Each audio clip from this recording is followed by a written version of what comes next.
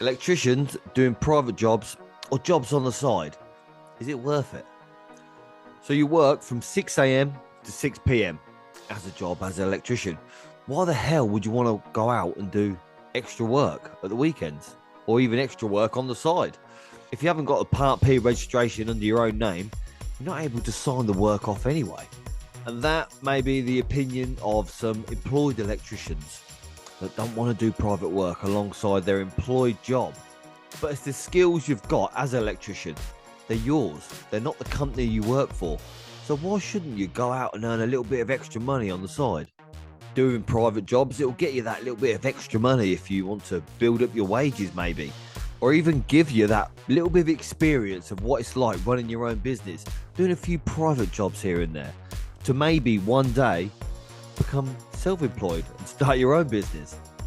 This podcast is all about private work and private jobs. Is it worth doing them? Or even is it legal if you're not able to give the customers a Part P certificate for the work that you've carried out in their house? Toolbox Talks for Electricians, helping electricians reduce stress, gain back time and earn more money. Hello and welcome back once again. And if this is your first time, I'm your host, Ben Poulter of Toolbox Talks for Electricians. And I think on the subject of private jobs, it can be a bit of a mixed one. There's sort of the older generation of electricians that may be employed by a company and they've got no interest in doing private work. They just want to turn up, do their day's work and go home, which I understand, yeah, it is a little bit less stress maybe of running your own business. Or maybe they've give it a go maybe of doing a few private jobs and had a bit of a bad experience with possibly builders or customers. Yeah, and that's enough to think, I ain't doing that anymore. That's put them off for life. Which I can understand if you work for a company full time in the week and they pay you sort of a set hourly rate. And no matter how long you're on that job or whatever goes wrong, it's not your responsibility. It's down to the employer. All you got to do is phone them up saying, this has gone wrong. The kit didn't turn up. This has happened. You're still going to get paid the same hourly rate, whatever.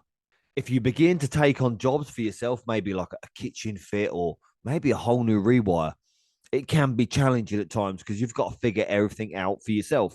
You've got to be the person that designs it. You've got to be the person that liaises with the customer and the payment as well. Sometimes getting paid from customers can be a bit of a challenge of saying, right, yep, I need $5,000. And you think, oh, $5,000. They were just moaning a little while ago about, they haven't got any money. And you've got to be the one to go up to them and say, right, yeah, you owe me $5,000 for this work that I've done for you.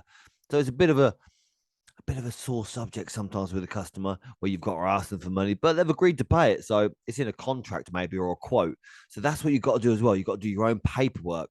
So yeah, it can be a bit more challenging running your own jobs, but I think beneficial money wise. And then there's some people that like see it as a bit of a headache and think, no, I can't be asked to do that. I don't want to run my own jobs. I just want to be employed, do what I'm told, turn up and get paid my hourly wage. But or some people though, they see it as a bit of a challenge and well, they thrive off a challenge. They like being tested. They like having the busyness sort of thing as well. I suppose that's what I enjoy. I like being busy. I like being kept on my toes. I like interacting with customers. I like solving problems on site. It's all, and that keeps you alive. And I'm not saying that every job goes completely smoothly and runs fantastically. You always run into problems, whether it's the builders, the plasterers, the plumbers, the customer, or even building control sometimes. Things have to change. But these challenges that you come up against, you always learn from them for the next time. It makes you better electrician, basically. It makes you think, right, yeah, I know. Well, if someone doesn't say, right, yeah, I don't want smoke alarms, I don't need smoke alarms in this loft conversion, they're just too much, they're extra. You need smoke alarms in a loft conversion. You need to get them every room as well, for every exit, maybe. But yeah, there's some things that you need to know for building control because you've got to sign it off at the end of the day. But then you get the other guys that do private jobs that are eager to do private jobs. They want to do private jobs because they need to earn a little bit of extra money. They're in training. They may be an apprentice electrician, but they want to make that bit of extra money. They want to do a few private jobs at the weekend. They maybe want to work with another electrician or do some jobs for themselves. And I understand the ambition of these people that maybe are training to be an electrician. And they've been to college, they've read a few books, or they've done a little bit of work on electrical installs, and they think they know it all. and they think, yeah, I'm confident enough to go out and rewire that house. And maybe they're not. They're just a little bit less knowledgeable and of how to do it. But they give it the Billy Big Balls and they say, yeah, I can do this, I can do that. And it all goes wrong. Well, that's not a good idea. Just a quick little note. Thank you very much for tuning in to Toolbox Talks for Electricians. And I'll be massively appreciated if it's down one of these corners, isn't it? You boot that like button, leave a comment, and subscribe. This will help the channel grow to help more electricians reduce stress, gain back time, and earn more money. Now let's crack on with the podcast. Dear, I think the younger generation these days, they want it all now.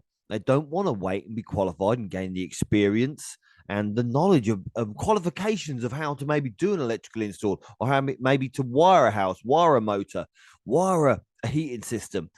They just want to go out and give it a go now and get paid and earn good money now. They don't want to wait around.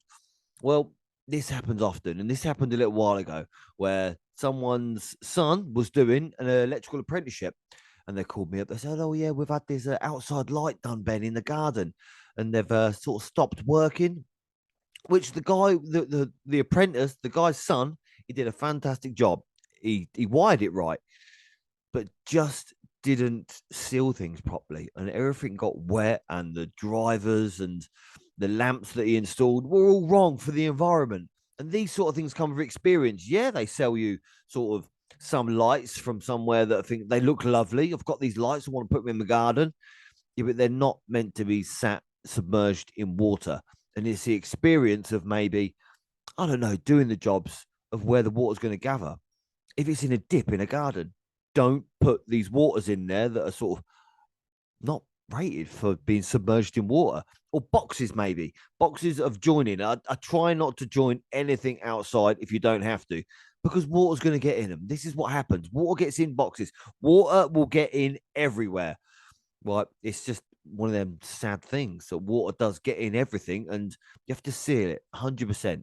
And there's a few jobs that I've been to before where people say, "Oh yeah, my friend's son is doing an electrical apprenticeship, and he did it for me." Well, yeah, great. They gave it a go, but 9 times out of 10, they maybe did a few mistakes that you shouldn't have happened. And if they do a fatal mistake one day where that catches fire, yeah, it's not going to turn out well, is it? And although I admire these young electricians that want to get out there and do private jobs, they want to work, they want to earn money, but don't sort of go too eager too soon. If you're not sure, don't do it, because you need to know 100% what you're going to do and leave properties to be sort of safe. Not sort of safe. You need to leave properties to be safe, basically. If you're doing a job for someone, you've got to be 100% sure that that's not going to catch fire and that's going to work for the long time, not just for the 5 minutes when you get paid and get out of there. There's always that one guy at college that he knows everything. He sort of thought he knew everything anyway. He even argued with Mr. Wallinger, my tutor at the time in Tresham. He argued with the tutor about some of the regulations that the tutor was saying, which, yeah, it was stupid. Like, I don't know why I argue with the teacher. You're an apprentice, mate. You should listen. You're there to learn. But he taught a great story and he was full of ambition. And he always used to say what he's going to become. He's going to start his own electrical business and he's going to be bigger and better than everyone else. Well, fantastic. You had a great amount of ambition. But today, I do know that that guy's he's not even an electrician, he's a fireman. I assume because he knows how many fires that there's going to be with the electrical work that he possibly did when he was an apprentice or when he was even an electrician. I didn't really work with him, so I don't really 100% know how fantastic he was. But the way he talked, maybe assume that you were crap. For these electricians that are training, I see you have only a few options of when it becomes to private work. You need to find maybe another electrical business that does work in the evenings. If you've got a job, say 9 to 5, or never 9 to 5, if it is sort of 5 a.m. to 6 a.m. at night, p.m. sorry, at night sometimes. But if you've got a full time job in the week, find another maybe smaller one man band that's got an electrical business where they sometimes need a hand at the weekends. And you could maybe give them a hand and you could learn more of a different environment. If, say, if you're doing industrial work for your apprenticeship within the company that you're working for, then find a domestic electrician to maybe do a bit of work for on the side. And alongside that, you could do some private work there. You could earn you could earn a bit of money by doing some private work in a domestic premises, and basically it'll benefit you because you'll be getting paid for private work, and you'll be learning a little bit more as well in the electrical industry in a different environment. And yes, no doubt you will be the person that does all the chases and you pull the cables in, and you may be the person that does all the clipping at the time.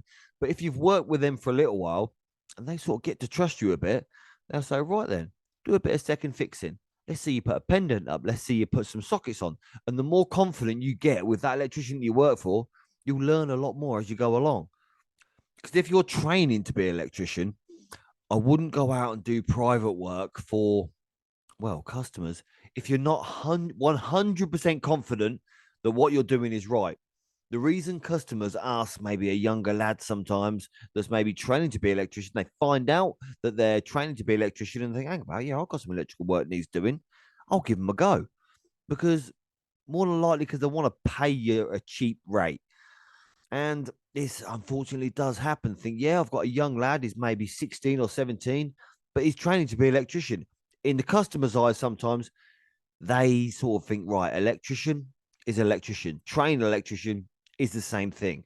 Not necessarily, because then they'll go out, that customer will buy all these lights off of Amazon for dirt cheap and say, can you install these for me, please? And yeah, you'll install them because you've got none the wiser. These lights may be off Amazon that are meant to be inside a house where they're been asked to install them in maybe someone's pagoda or someone's outside shed, and they're not suitable for the environment. These little things that you'll know eventually, because it will just cause a problem along the later on down the line.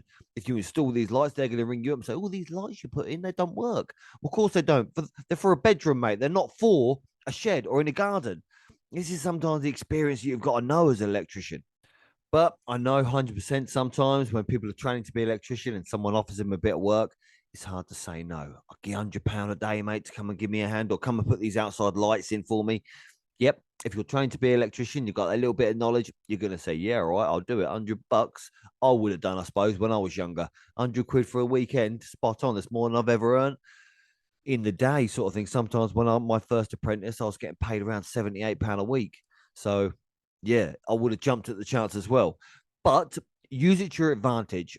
If you're training to be an electrician and you know electricians that you work with and you get along with them well, if you're not sure about something, they're the end of a phone these days. You can ring them up and say, look, man, I ain't sure about this. Can you just clarify what I should or shouldn't do?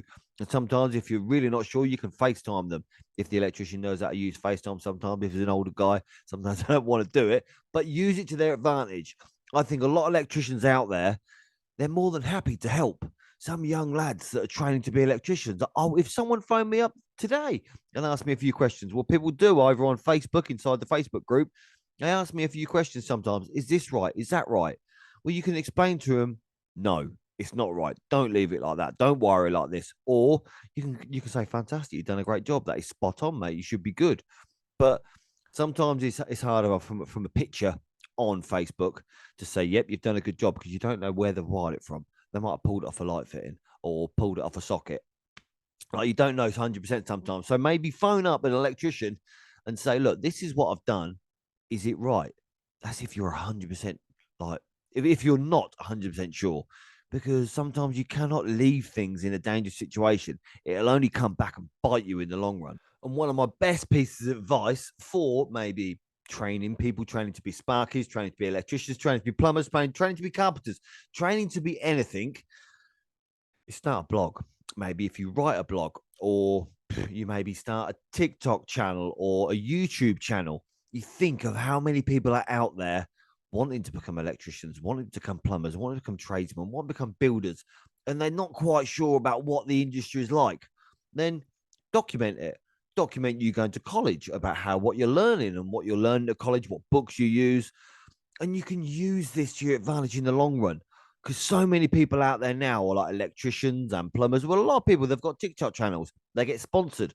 They earn a good amount of money through their TikTok channel or through their YouTube channel or through sponsorships. They get given stuff all the time to say, right, can you use this to promote it? And through being an apprenticeship, get given tools is a massive bonus, because some of the tools I've even found out today that I never used to use when I was an apprentice. I never used to use when I was an electrician 10 years ago. But now I use some tools that make my life 10 times easier because some companies sent me them. And I think that's fantastic. I should have bought one of these a long time ago, but I never knew they existed.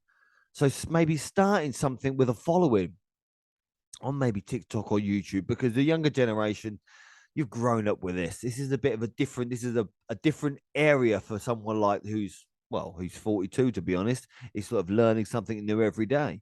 A following of people that are sort of interested in what you're doing with your apprenticeship or with anything, what you're doing in your life. Sometimes people just like to watch other people because they learn from them.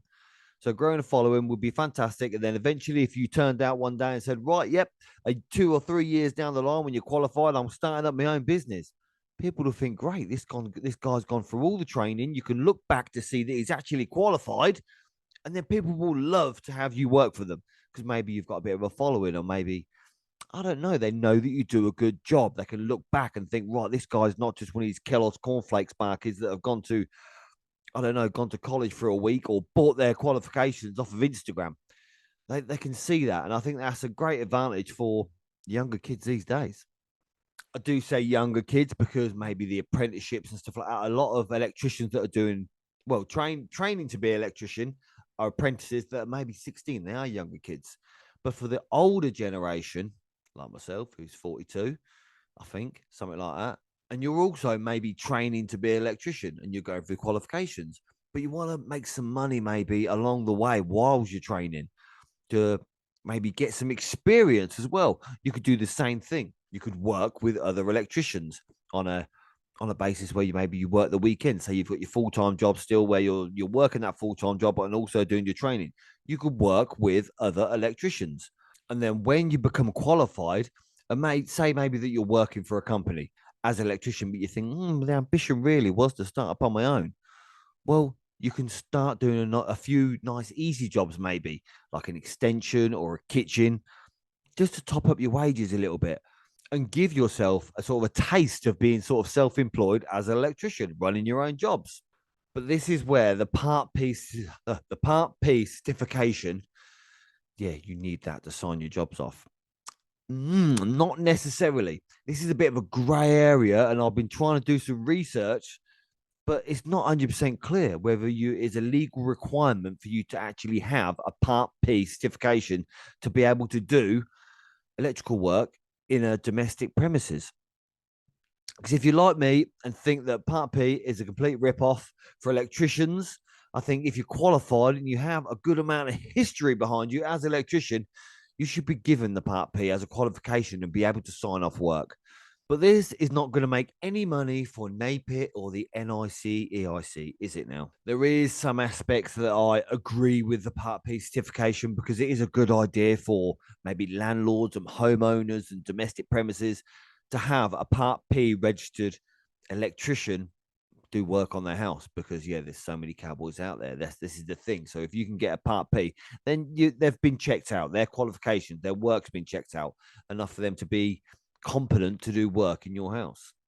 But the interesting thing that I found out a few years ago is that my NAPIT assessment was overdue, and the assessor, he couldn't make it for maybe, I don't know, about 6 months. He kept putting me off, and I needed that qualification, the assessor, to come out to be able to carry on signing off work. It was getting a bit backed up, but the customer that I did some work for, they needed that Part P certification now. They didn't want to wait 6 months until the assessor came out and signed me off, so I could able to go onto the NAPIT portal to be able to give them the Part P, which I had to visit the site. I went to site with the council to say, yep, I'm a qualified electrician. I showed him all my qualifications, and he was happy. I give him a test certificate as well to say, look, I've tested it. I'm just waiting for that NAPIT guy to come out and assess me to pass it off so I can be able to send the Part P. But they wanted the Part P. They needed it now. They needed to get that building regulation sign off.